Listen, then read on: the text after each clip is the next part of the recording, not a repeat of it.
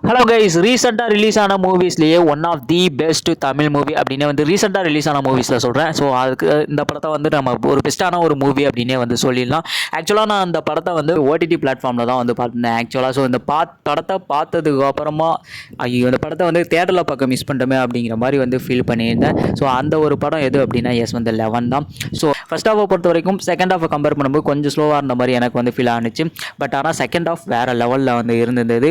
அந்த படம் போக கிளைமேக்ஸில் ஒரு சூப்பரான ஒரு ட்விஸ்ட்டை வச்சு வந்து முடிச்சிருந்தாங்க. ஸோ வந்து ஆக்சுவலாக வந்து இந்த ஒரு ட்விஸ்ட்டு டேர்ன்ஸ் எல்லாமே வந்து நம்ம ஹாலிவுட் மூவிஸில் இதே மாதிரி நிறையா பார்த்ததுனாலே என்னவோ நம்ம வந்து ஈஸியாக வந்து அதை வந்து ப்ரெடிக்ட் பண்ணுற மாதிரி வந்து இருந்தது. ஸோ செகண்ட் ஹாஃப் வந்து ரொம்ப சூப்பராக வந்து இருந்தது. ஆக்சுவலாக வந்து கொஞ்சம் ஃப்ளாஷ்பேக் வந்து லென்த்தாக போன மாதிரி இருந்தது. ஓவரால் மூவியை வந்து ஃபுல்லாக வந்து பார்க்கும்போது உண்மையிலே ஒரு ஒர்த் வச்சான ஒரு மூவி. ஸோ மறக்காமல் நீங்கள் ஃப்ரீயாக இருந்தீங்கன்னா இந்த படத்தை வந்து ட்ரை பண்ணி பாருங்கள். So that's all guys, video பிடிச்சிருந்தா like and share and subscribe. So இன்னும் நிறைய வீடியோஸோட உங்களை வந்து மீட் பண்ணுறேன்.